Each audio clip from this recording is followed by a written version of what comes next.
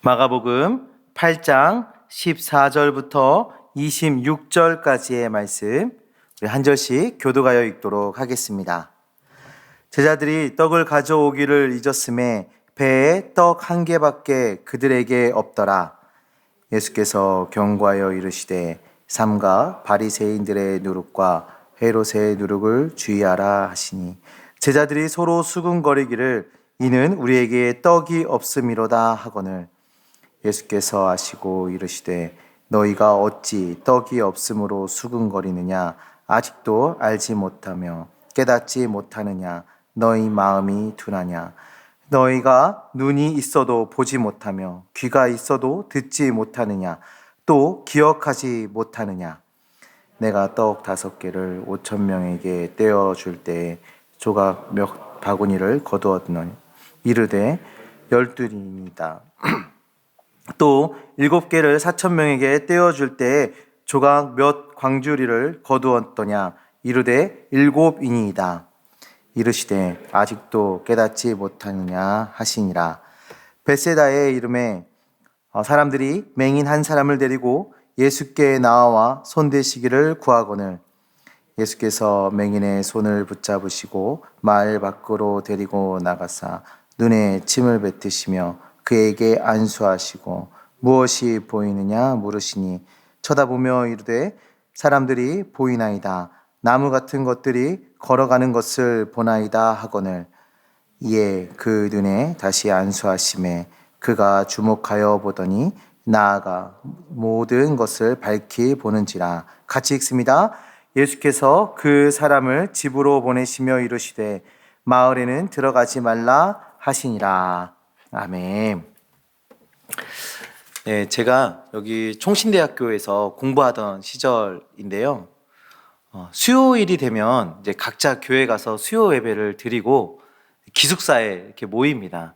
그러면 기숙사에 모이면 뭘 하냐면 그 주에 이제 사역에서 사례를 받은 전도사님이 치킨을 사주는 이제 그런 문화가 있어요. 그래서 2주에 사례를 받았다. 그러면 이제 치킨을 사주는 거죠. 기숙사 안에 그런 저희만의 룰이었어요. 네, 그랬는데 이제 저희 동기 목사님이랑 전화 통화를 하면서 이런 이야기를 했어요. 어디야? 지금 어디야? 그러니까 내 방이에요. 그러는 거예요. 그래서 저희가 막 그 기숙사로 달려갔어요. 그 방으로. 안 계신 거예요. 다시 전화했어요. 어디야? 내 방이라니까요? 나 지금 네 방인데 어디야? 네, 여기 내 방역이었어요. 그래서 이게 지금 무슨 일이냐 막 그러면서 이야기했던 적이 있었는데 이게 말귀를 못 알아들으면 서로 혼선이 벌어지죠. 저도 저희 아내하고 마음이 상했던 적이 언제 있었나 하고 생각해 보니까 마지막으로 마음이 상했던 게 서로의 의도를 잘 파악하지 못해서였던 것 같아요. 이렇게 상대방의 말귀를 못 알아듣고 의도를 파악하지 못하면 혼선도 생기고 문제도 생기고 어려움도 발생하게 됩니다. 그런데 오늘 우리 본문의 말씀을 보시면 예수님과 우리 제자들이 서로 혼돈을 겪고 있어요. 예수님의 말씀을 제자들이 못 알아듣고 있습니다. 우리가 오늘 이 말씀을 통해서 주님의 말귀를 잘 알아듣는, 주님의 말씀을 잘 깨달아 앉는 성도들로 결단하시고 또 이 말씀이 우리 마음판에 새겨지고 말씀의 열매를 맺는 성도들로 나아가시기를 간절히 소망합니다.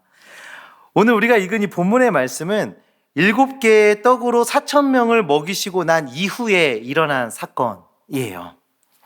4천 명을 먹이신 후에 예수님과 제자들은 다시 배에 올라 건너편으로 가시는데 오늘 우리가 본 이 본문의 말씀 14절의 말씀을 보시면 또 공교롭게도 떡에 대한 이야기, 그러니까 그 빵에 대한 이야기로 다시 시작하고 있는 것을 우리가 볼 수 있어요. 14절의 말씀을 보시면 제자들이 떡을 가져오기를 잊었음에 제자들이 떡 가져오는 것을 깜빡한 거예요. 그래서 배에는 떡이 몇 개 있다고 얘기하고 있나요? 1개밖에 없더라. 제자들이 떡을 가져오는 것을, 떡을 챙기는 것, 먹을 것을 챙기는 것을 잊었습니다. 그리고 떡 하나밖에 없었어요. 앞으로 예수님과 제자들은 또 언제 이 먹을 것을 챙길 수 있을지 모르는 여러 개 사역지를 돌아다니셔야 되는데 당장 먹을 것이 없는 거예요. 준비되지 않은 겁니다. 이제 걱정이 되었어요. 제자들이 이 떡의 문제, 먹을 것에 대한 문제를 가지고 걱정에 휩싸이게 되었습니다. 우리도 그렇지 않은가요? 저 예전에 제 기억에 제가 굉장히 어렸을 때 같은데 그 북한에서 미사일을 쐈나 도발을 했나 그러면서 그 뉴스에서 라면 사재기 이런 뉴스가 나왔던 적이 있습니다. 90년대 초반이었던 것 같은데요.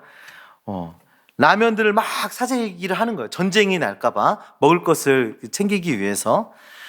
그때 제가 기억이 나는 게 왜 기억이 나냐면 저희가 좀 시골에 살았거든요. 그래서 그 계란이 왔어요. 뭐 싱싱한 계란 이런 차가 돌아다녀서 물건을 사는 그런 시골이었어요. 근데 그 기사가 나기 며칠 전에 제가 라면 한 박스를 사다 놨거든요. 제가 그 창고에 있는 라면 한 박스를 보면서 얼마나 마음이 든든하던지 몰랐습니다. 저 사재기하는 라면이 우리 집에 한 박스나 있다 막 이러면서 마음이 든든한 거예요. 또 얼마 전에는요, 이동현 전도사님이 저한테 제가 요즘 몸이 좀 피곤하네 그러면 보험 들어놓으세요. 암보험 들어놓으셔야 돼요 막 이러면서 자기의 경험담을 막 얘기해 주면서 그랬단 말이에요. 불안한 거예요. 이거 어떡하지 하다가 저희 어머니가 들어놓은 보험이 있다 이렇게 말씀해 주시니까 그 마음이 이렇게 든든한 거예요. 우리가 근심되고 걱정되는 것에 대해서 뭔가 대책을 세우면서 사실 우리는 이렇게 살아가잖아요. 앞으로 일어날 일에 대해서 준비하며 살아가는 거예요. 지금 제자들은요, 앞에 먹을 게 없을 때, 먹을 걸 구할 수 없을 때 그때 먹어야 할 것을 준비하지 못한 그 상황에 놓여 있는 것이고 그것으로 지금 걱정하고 근심하고 있는 상황인 것입니다. 그런데 이 준비하지 못한 것, 떡을 준비하지 못한 것보다 더 큰 문제, 진짜 이 본문에서 말해주고 있는 문제는 무엇이냐면 제자들이 앞으로 먹을 것을 준비하지 못했다, 이것이 문제가 되는 것이 아니라 떡을 준비하지 못한 그것 때문에 하나님의 말씀을 바로 듣지, 주님의 말씀을, 우리 예수님의 말씀을 바로 듣지 못하고 있다라는 것이, 그것이 문제인 것입니다. 우리 삶의 어떠한 문제 때문에 주님의 말씀에 색안경을 끼고 그 말씀을 바라보게 되는, 그것이 정말 문제라는 것이죠. 우리 15절의 말씀을 보시면 15절의 말씀만 딱 떼어놓고 보면 이런 말씀이죠. 예수께서 경고하여 이르시되, 우리 주님이 경고의 메시지를 전하고 계세요. 근데 그 경고의 메시지가 무엇입니까? 삼가 바리새인들의 누룩과 헤롯의 누룩을 주의하라. 바리새인의 누룩과 헤롯의 누룩을 주의하라. 이것을 경고하여 말씀하고 계십니다. 언뜻 봐도 제자들이 떡을 챙기지 않은, 먹을 것을 챙기지 않은 그 문제와 별 상관없는 내용처럼 보입니다. 그렇죠? 제자들에게, 예수님께서 제자들에게 경고하여 말씀하고 계신 것은 떡을 가져오지 못한 것에 대해서 책망하고 있는 말씀이 전혀 아니에요. 바리새인의 누룩과 헤롯의 누룩을 주의하라. 보통 우리 성경에서 이 누룩이라는 것은 긍정적인 의미로 간혹 사용되기도 하지만 대부분 부정적인 이미지를 가지고 있습니다. 누룩은 요즘 반죽했을 때 발효시키는 이스트를 이야기하는 건데요. 제가 집에서 빵을 구워봤거든요. 그래서 이렇게 막 반죽, 밀가루에 물 좀 넣고 소금 넣고 설탕 넣고 이스트 딱 넣어서 막 반죽을 해가지고 발효를 시켰어요. 근데 이게 시간이 적당하게, 내가 어떤 빵을 굽느냐에 따라서 적당한 시간을 발효를 시켜야 되는데 제가 아이들을 보느라고 그 시간을 넘긴 겁니다.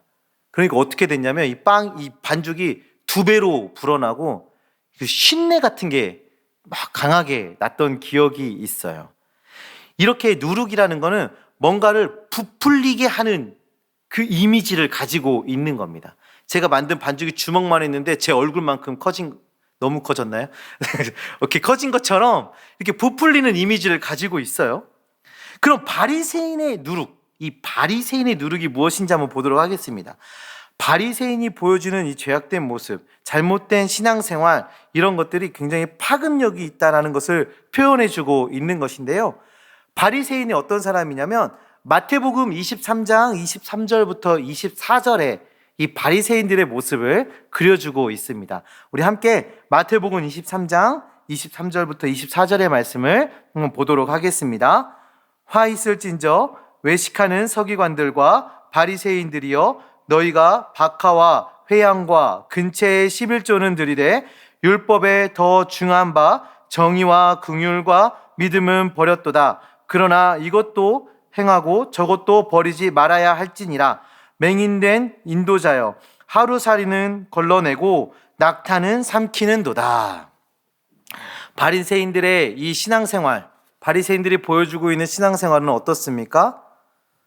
박하, 회양, 근체 이런 것들까지도 11조를 드리고 있는 모습을 보여주고 있어요.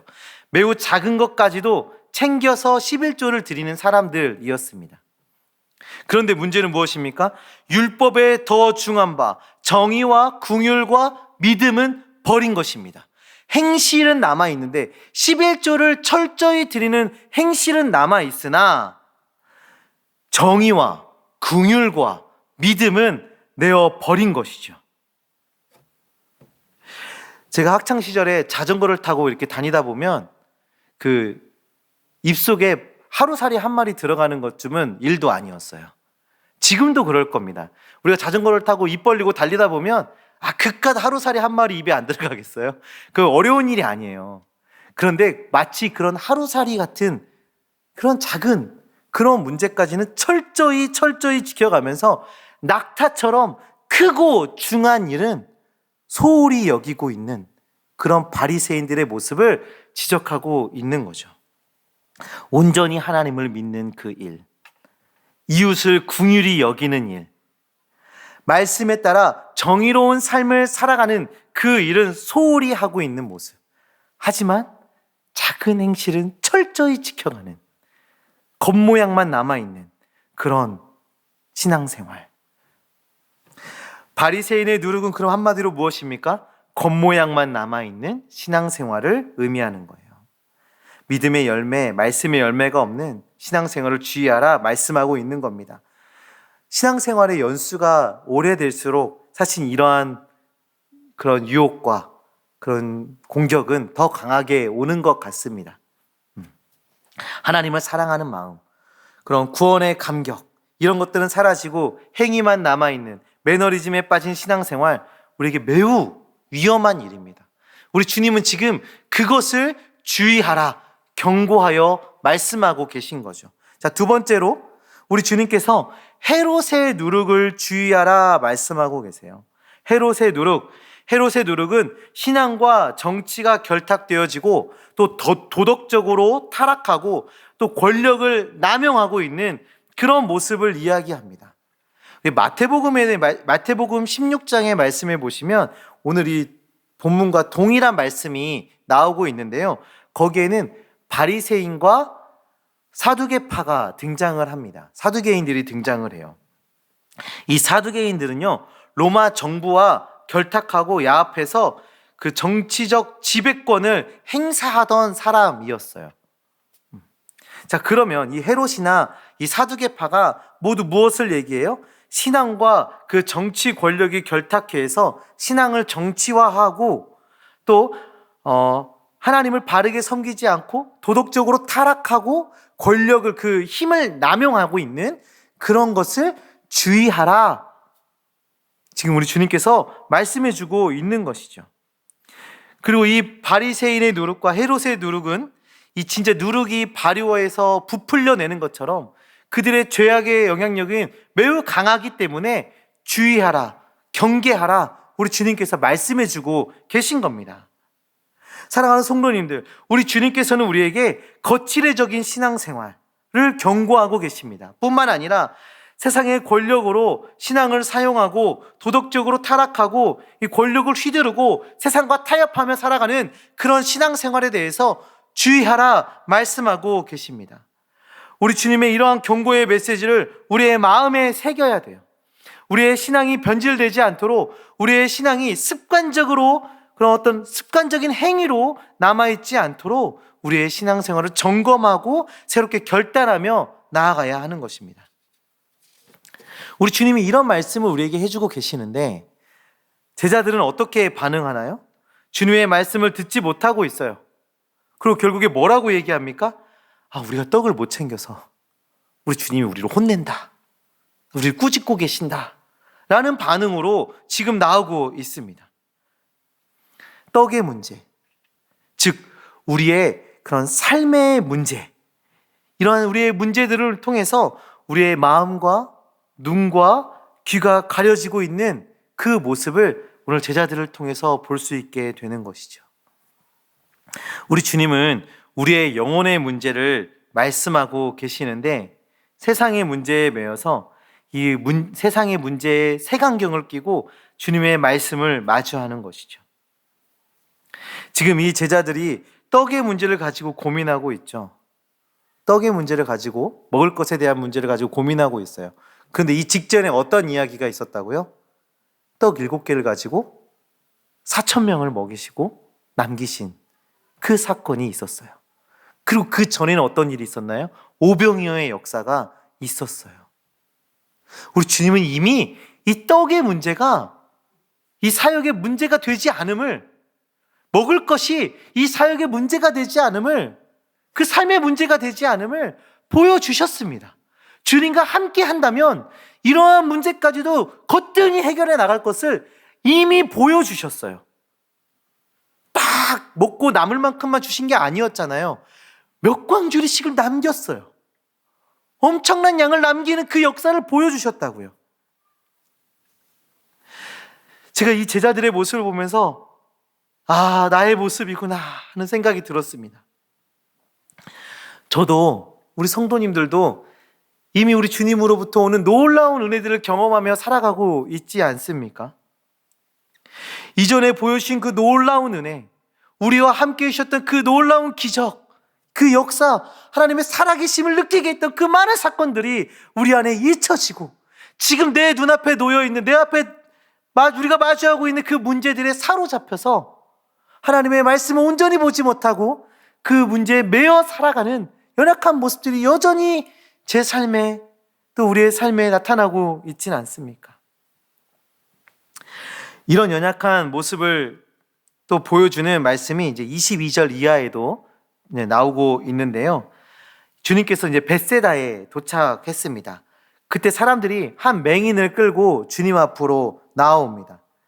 이 사람은 바디메오처럼 다윗의 자손이여 나를 구원해 주세요 막 이렇게 뛰어나온 사람이 아니에요. 사람들에 이끌려 주님 앞으로 나왔습니다. 예수님을 알고 예수님으로부터 치유를 받기 위해서 그 갈망하는 마음으로 간절히 달려나온 것이 아니라 사람들에 이끌려서 나온 것입니다.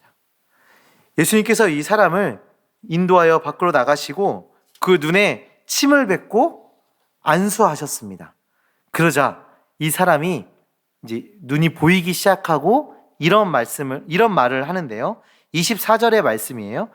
쳐다보며 이르되 사람들이 보이나이다. 사람들이 보였어요. 걸어 돌아다니는 사람들이 보이고 있습니다. 그런데 어떻게 표현하나요? 나무 같은 것들이 걸어가는 것을 보나이다 하거늘. 사람들이 걸어다니는 것이 보이기 시작한 거예요. 그런데 분명히 이건 사람인데 어떻게 보여요? 나무가 뚜벅뚜벅 걸어다니는 것처럼 보이는 거예요. 다시 말하면 뭡니까? 아직 이 사람은 선명하게 세상을 바라보지 못하고 있는 것입니다. 흐릿하게 보여지고 있는 거예요. 우리는 어떤 모습으로 주님을 바라보고 계십니까? 세상의 여러 문제들에 우리의 눈이 가려져서 온전히 선명하게 주님의 말씀을 마주하지 못하고 그런 어떠한 안경을 끼고 흐릿하게 불분명하게 바라보는 그런 연약함 가운데 혹시 머물러 계시진 않습니까? 우리 주님께서 이 사람을 다시 한번 안수해 주십니다.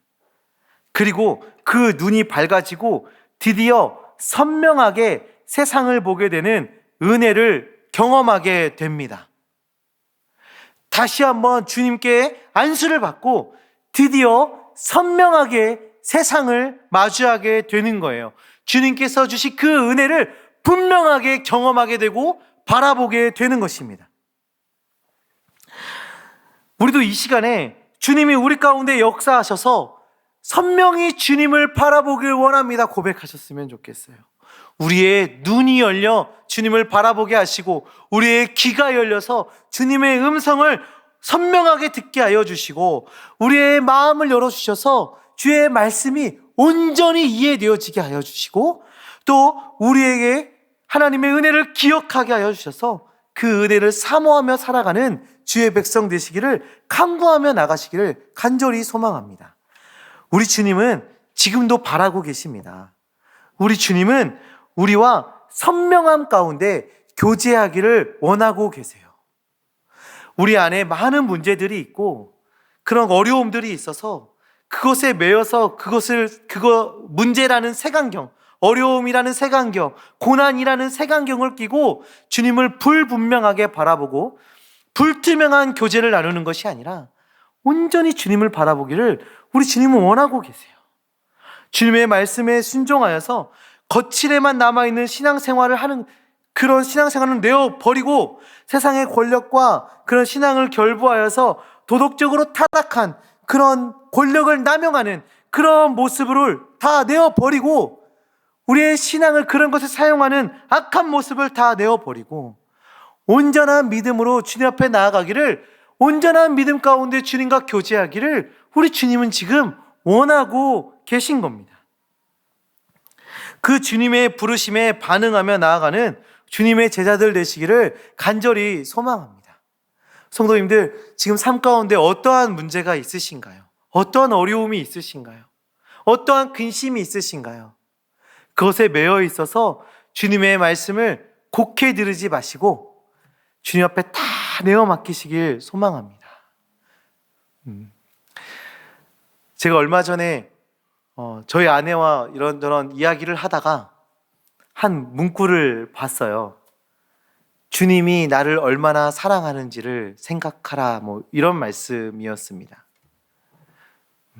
우리가 삶의 여러 가지 문제들을 마주하고 어려움을 맞이하고 하나님의 말씀을 온전히 바라보지 못할 만큼의 고난이 우리에게 다가왔을 때 우리는 기억해야 합니다.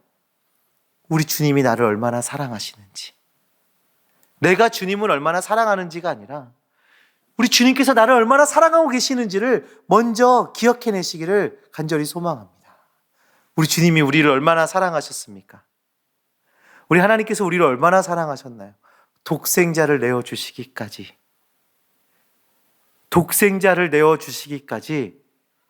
우리를 사랑해 주셨어요. 가장 귀한 것도 내어주실 만큼 우리를 사랑해 주셨다고요. 그런데 그렇게 사랑하는 우리를 그냥 그 고난 가운데 고아처럼 내버려 두시겠습니까? 그 주님 기억하시고 의지하시고 그 주님께서 해결해 주실 걸 바라보시며 나아가는 주님의 자녀들 되시기를 간절히 소망합니다. 그리고 그 고난 중에 우리 주님이 우리에게 말씀하실 때 그 음성에 귀 기울이세요. 그 음성에 귀 기울이시고 마음에 새기시고 그 말씀대로 살아가겠습니다. 그 순간순간 결단하며 나아가시는 주님의 자녀들 되시길 간절히 소망합니다. 사랑하는 성도님들, 오늘 우리는 떡의 문제에 매여서 주님의 음성을 바르게 듣지 못하는 제자들의 모습을 살펴보았습니다. 우리의 영혼의 문제를 위해서 말씀하시는 그 주님의 말씀하시는 주님의 음성을 바르게 듣지 못하고 영의 눈과 귀와 마음이 어두워져서 세상의 문제에 매여 있는 그 연약한 모습을 우리가 살펴보았어요. 우리 주님은 우리의 눈과 귀와 우리의 마음이 밝아지고 선명해지기를 원하고 계십니다. 또 그것을 통해서 우리와 교제하기를 원하고 계십니다. 믿음의 고백으로 주님과 함께 살아가기를 원하고 계십니다. 주님의 그 말씀에 귀 기울이시고 순종하며 나아가는 주님의 자녀들 되시기를 간절히 바랍니다. 세상의 문제에 내려놓는 그 과정 쉽지 않을 것입니다. 우리 앞에 놓여 있는 그 고난을 주님께 맡기는 거 쉽지 않습니다. 두렵고 근심되고 걱정되는 그 과정입니다. 그런데 우리 주님께서 우리를 얼마나 사랑하시는지 기억하시고, 그 독생자를 내어주시기까지 사랑하시는 그 주님을 기억하시고, 우리에게 가장 완벽하게 필요한 것이 무엇인지 알고 계시는 그 주님께 우리의 문제 모두 내어 맡기면서 우리를 도우시고 구원하시고 우리에게 힘이 되시고 능력이 되시는 그 주님을 경험해 나아가시기를 간절히 소망합니다. 우리 시간에 함께 기도하셨으면 좋겠는데요, 이 시간에 우리 함께 기도하실 때 지금 우리 안에 어떠한 문제들이 있습니까? 우리 안에 어떠한 근심들이 있습니까? 내 힘으로 해결할 수 없는 어떠한 문제가 지금 우리 앞에 놓여져 있습니까? 우리 주님께 다 내어 맡기시기를 바랍니다. 주님, 도와주시옵소서, 해결하여 주시옵소서, 우리가 이 문제 가운데서 승리하게 하여 주시옵소서 기도하시길 바랍니다. 또한 우리의 믿음의 눈과 귀와 마음을 열어 주시옵소서 기도하시길 바랍니다. 하나님, 우리의 눈과 귀와 마음이 열리고 하나님의 은혜를 기억할 수 있는 우리에게 그런 기억을 허락하여 주셔서 하나님, 우리가 주님과 선명한 교제로, 분명한 교제로 나아갈 수 있도록 주여 역사하여 주시옵소서.